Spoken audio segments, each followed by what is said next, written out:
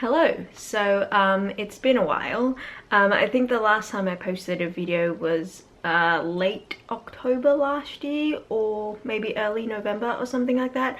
I've been meaning to make videos for the past 3 months, I guess, but I just haven't been in the right headspace. I went through basically my first trimester, and I guess I'm like halfway through my second trimester in pregnancy at the moment, and I'm feeling a little bit better, so I think I can get back into making videos. I know that it's February, but I thought I would start off the first video that I come back with a favorites video. So these will be the books that I really enjoyed from last year. These are definitely not books that came out in 2024. These are just books that I read in 2024. So I put them in some sort of order, but you know, some days they might change. Okay, so the first book that I want to start off with is Mexican Gothic by Silvia Moreno Garcia. This is a horror novel. We follow Noemi, who gets a disturbing letter from her cousin, who is sort of like a sister to her, saying that you need to, the cousin just recently got married and she moved away, you know, to live with her husband, like in the middle of nowhere kind of thing. And she writes a letter to Noemi being like, I need you to come, something is wrong, I need you to save me, essentially. And Noemi is like, okay, I think there's something wrong. She tells her dad. Her dad is like, oh, I think your cousin is just being dramatic, so I want you to sort of go there to prevent any sort of divorce or anything like that, because that's, you know, it's set in the 50s as well in Mexico, and you know, like culturally and like, you know, the time and everything, divorce wasn't really a good look, I guess. So the Noemi's dad is trying to prevent that from happening, and Noemi is like really concerned for her cousin, and so the dad is like, okay, go there, see if she's okay, but don't make it seem like the cousin sent you there. Like make it seem like, you know, you're just gonna visit because you miss her so much. So she goes there, and then stuff happens. I don't want to go too into it because I didn't really know that much about it when I read this, and yeah, I don't know, it's good. I really liked it. Next up, I have The It Girl by Ruth Ware. This is a thriller, psychological thriller, I want to say. So we follow sort of two timelines. We follow the past and the present. So I don't remember the main character's name, but 10 years ago, she went to Oxford University, and she had a roommate that passed away during her time at uni. And then back then they had a trial because they thought that they caught the killer and everything, and the main character was actually one of the people that put this suspected murderer in prison. 10 years later, she learns that this prisoner is now dead. And then she gets a weird message from this journalist being like, hey, I want to talk to you about this case again because that person just died. Can you please talk to me? Because there's something about the case that wasn't quite right. And she is going into it being like, I don't want to talk about this again. Like, I'm trying to live my life. I'm trying to, you know, like move on, and like I don't want this looming over me. I don't want journalists coming up to me all the time trying to talk about this kind of thing. But then she reconnects with a bunch of her other friends, and they're like, yeah, maybe you should talk to that journalist because we also talk to them about it, and just as closure, like for your own sort of sense of closure. So she does, and then things happen from there. It's really, really interesting. I used to say that Ruth Ware was one of my thriller authors. She is definitely one that I will always pick up if she, you know, comes out with a new book, but that's not to say that I've loved every single one of her books that I've read. I do really like this one though. I think this one is really great. Next up, I have a classic. I have A Little Princess by Frances Hodgson Burnett. Everyone knows what this book is about. I have never read it before actually, but I really, really enjoyed it. I really like the message of this book and the message that Sarah sort of learns. Well, she sort of already knows, but she like tries to keep that in her personality and in her actions type of thing. So yeah, I really like it. Also, Andrew found this edition for me, which is really cool because it matches my Little Women edition. The next book I have on this pile is The Paris Apartment by Lucy Foley. This is another thriller. We follow, again, I don't remember her name, but we follow this young woman who goes to Paris to live with her brother because she's had a couple of things happen, like her life sort of derailed back in, I think she was like in London or something, and her brother lives in Paris, and she's always like sort of looked at her brother as the one that like has his life together. And so in the beginning of the book, she messages her brother being like, hey, can I like come live with you for a bit while I get my feet on the ground again, just for a couple of weeks. And he messages her back, or he like, I think he like was about to message her, but then he didn't end up messaging her, but she goes there anyway because she knows where he lives. And then when she gets there, her brother is nowhere to be found, and she's managed to get into his place and everything, and nothing seems super suspicious. It's almost like he just sort of like left, and she's like, that's a bit strange, but she ends up just sort of like living there anyway because she has nowhere else to go, and she's also trying to find her brother. And from there she learns a lot about the neighbors, and yeah, it's crazy. I think Lucy Foley is another one of those authors that's starting to become my auto buy. If I see her books, I will probably pick it up. I've read 2 other ones by her. I've read The Guest List, which I loved, and I've read The Hunting Party, which I didn't quite enjoy, but this one is very good. Next up, I have Trick or Treat by Richie Tankersley Cusick. This is a reread. This one follows our main character, this girl who is, I think she's 16 or 17.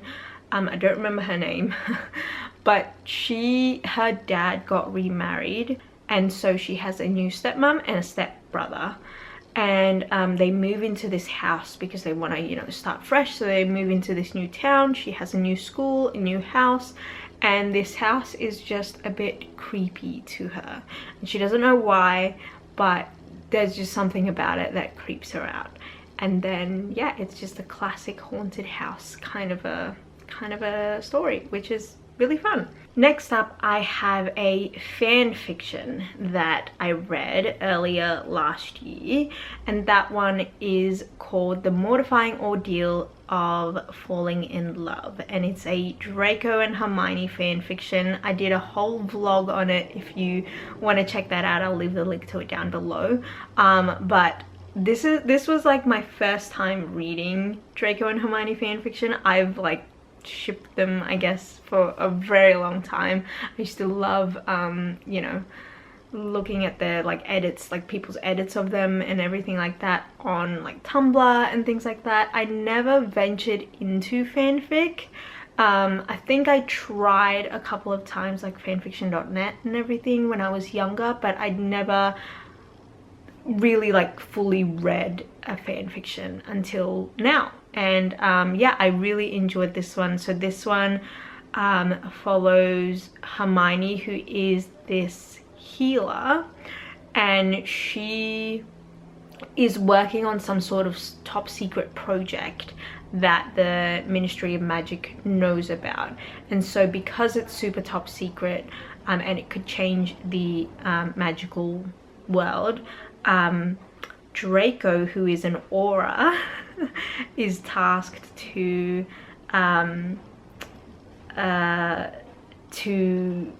bodyguard her, to protect her, basically, just to make sure that she doesn't get into trouble and like no one figures out what she's sort of working on, because it's a bit, you know, top secret and dangerous.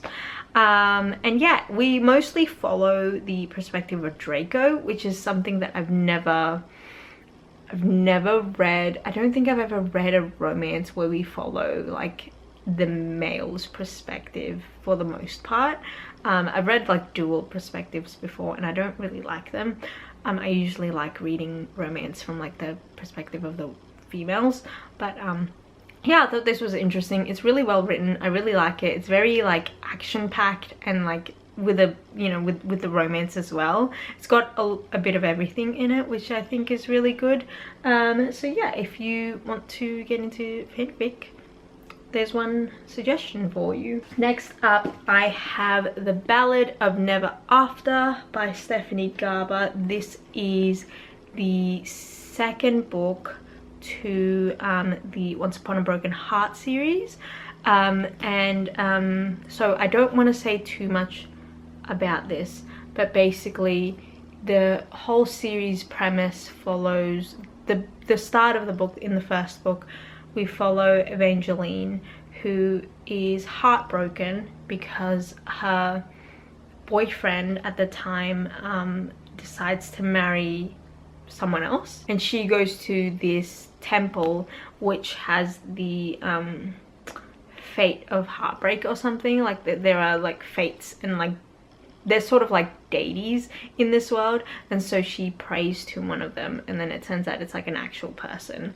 And yeah, that's all I'm gonna say. I did also do a reading vlog on this if you want to check that out. Next up, I have My Husband by Maud Ventura. This was actually the last book that I read. Oh no, it wasn't the last book. It was like the second last book that I read last year. I did do a book review on this. I haven't posted it though, so that video might be the one coming up next. So once that's up, I will leave the link to it down below. It's all spoiler free.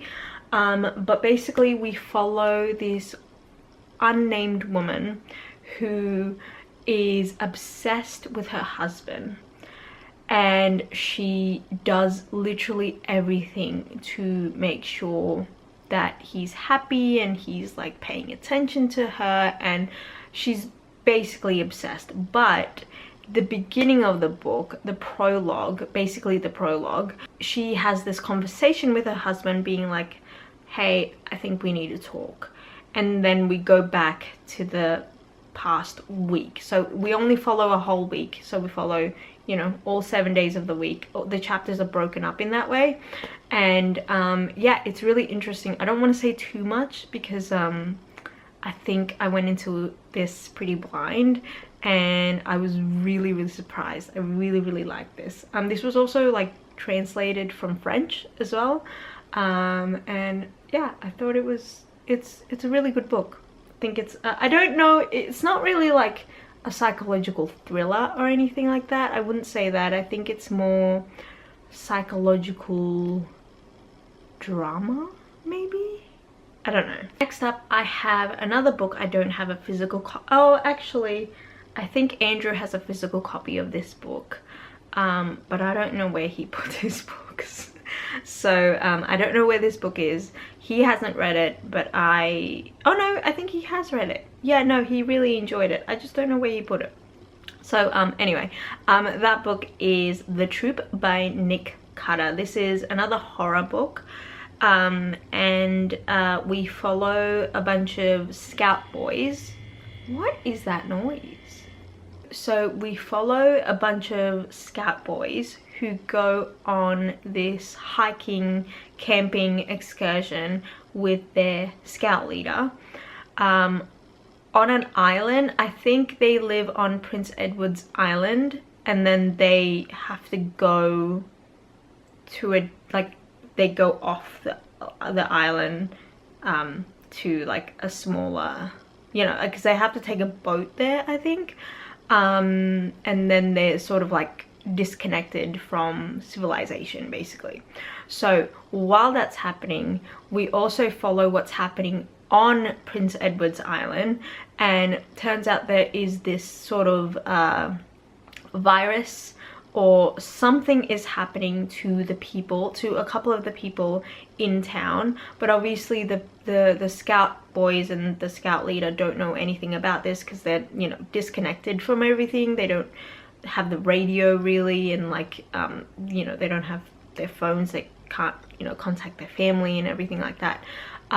For the, I think it was supposed to be like for the weekend or something. I don't know how long it's supposed to be. While that's happening on the mainland, we also cut back to the scout boys and what they're up to, and that's all I'm gonna say actually, because again, I went into this without knowing anything and I was very surprised.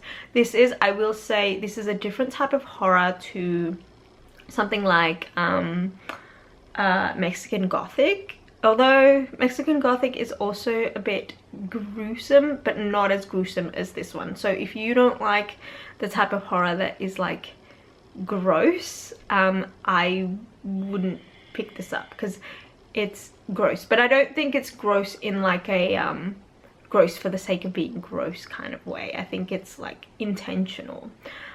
So yeah, I really liked it. It's really cool. I want to read more from this author. Next up, I have The Love Hypothesis by Hazelwood. I did a whole sort of reading vlog where I read a bunch of like popular TikTok kind of books, and this was one of them, and I ended up really enjoying this one to the point where I think I've reread it a couple of times. I've reread it once all the way through, and then ever since then I think I've just like read, you know, little passages here and there. I really liked it. This follows Olive, who is a PhD student at this university. She makes up a rumor that she's dating one of the, is he a professor or is he like a student professor or something? I don't know. He's one of the older, not that old, but like he's one of the senior PhD student. I don't know. He's something. I don't know. I don't remember. Doesn't really matter. She does that because her best friend thinks that she's really into this guy, and she was into this guy but not anymore, and so she's like trying to be like, oh no, you can have him, and so she goes about it in a weird way. But it's really fun. It's very so it's like, it follows the fake dating trope, and yeah, it's just very lighthearted, very fun, and I really like their relationship. I think it was really sweet. So yeah. And then the number one spot, and what I would say is the best book I read last year. It's not even a book, but it will be a book, and that is the fan fiction Manacled by Senlin Yu. This is another Draco and Hermione fan fiction. It took me, I think, about a month or two to read it, and I was reading it around the time of like planning my wedding too, so I had to like take a break in between because the story was kind of stressing me out, because it's not, so the Mortifying Ordeal fanfic is very light-hearted, very fun, adventure-y, sweet kind of romance. This one is very dark, so keep that in mind if you want to check it out. I do highly recommend it because it's so good. It's so well written, so like the characters, the author just did a really good job with this fanfic. It is very long though, like I would say it's the equivalent of like 3 books, because we do follow 3 parts basically. So in this world, Hermione is well, Voldemort has won the war. A lot of the women are used as just to sort of breed, sort of like the Handmaid's Tale, and Hermione is one of them.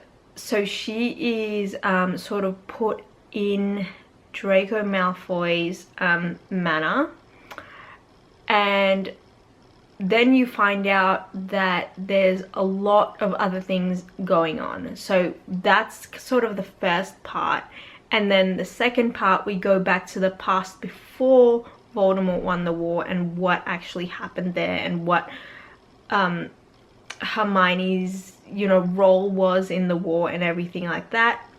And then the third part is sort of going back to the present and what happens there. It is intense. I highly recommend reading this in little chunks because it is very, very dark. It's very dark. But yeah, I really enjoyed this. It's such a good fan fiction, and I'm so excited because the author actually got a book deal, I guess, to turn this story into like their own, you know, book without it, you know, linking to Draco or Hermione. So that's coming out later this year. I think it's coming out in September or something, and it's called Alchemized, and I'm really excited about it because I think their writing style is really cool, and yeah, I don't know, it's just really good. So I highly recommend that one. Okay, so that was pretty much all the books that I wanted to talk about today. I highly recommend all of them. Like I said, I did try to put them in some sort of order, but yeah, I recommend all of them. You should definitely check all of them out, especially if you're into Draco and Hermione fanfic. I highly recommend those two. And yeah, I hope you're having a great day, and I'll see you next time. Cheers!